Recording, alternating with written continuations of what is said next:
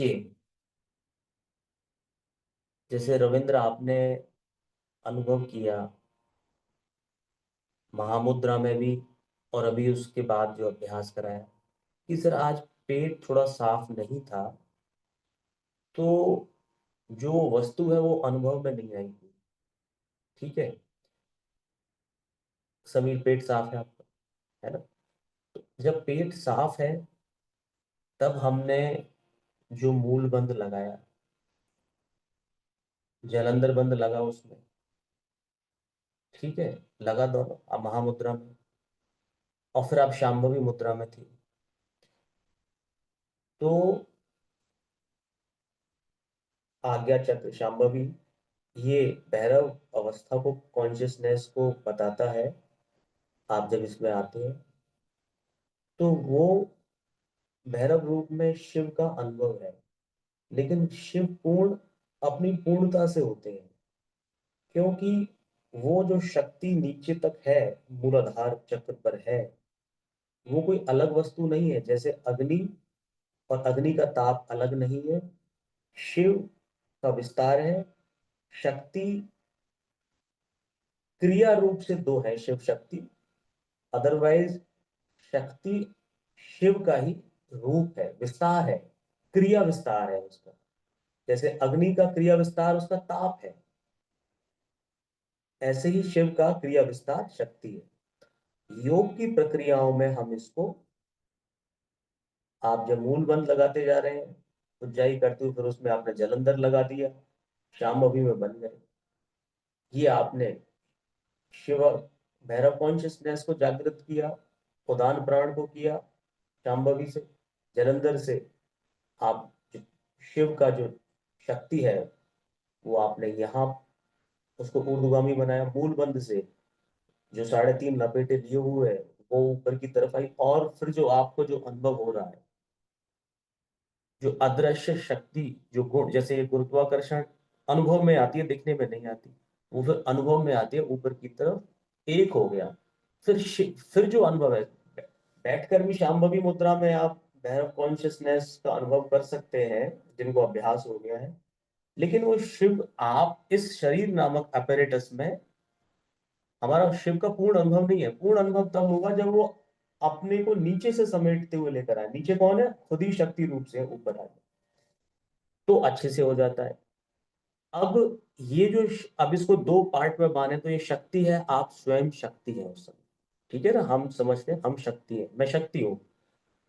अब मैं, मेरा शिव के साथ में कैसा संबंध है?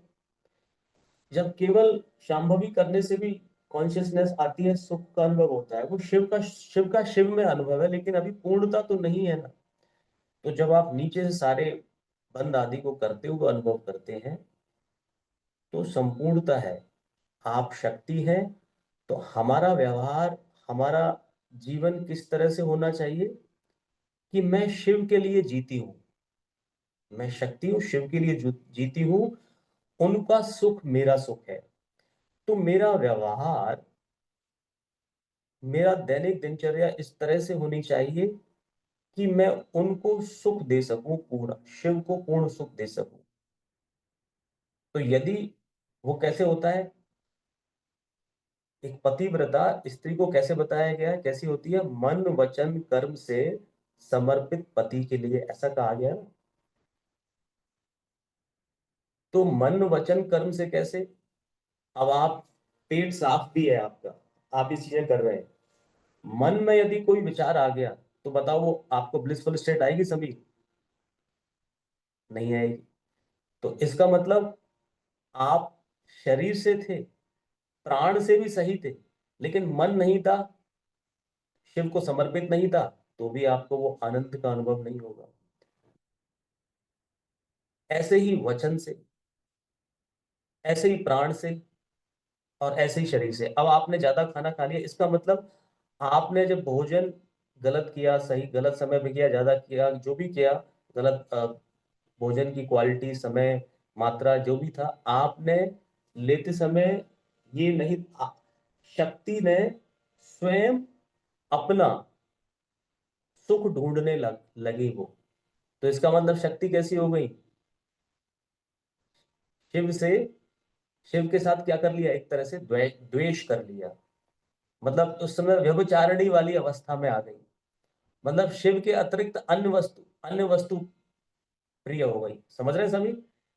तो आपको शिव के अतिरिक्त अन्य प्रिय हो गए, तो आपका प्रेम समर्पण का नहीं है, पूर्ण प्रेम नहीं है।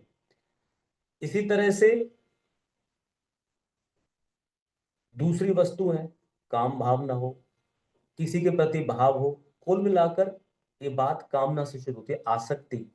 आपकी आसक्ति शिव के अतिरिक्त किसी और में है, तो हम कौन है? हम व्यभिचारिणी है।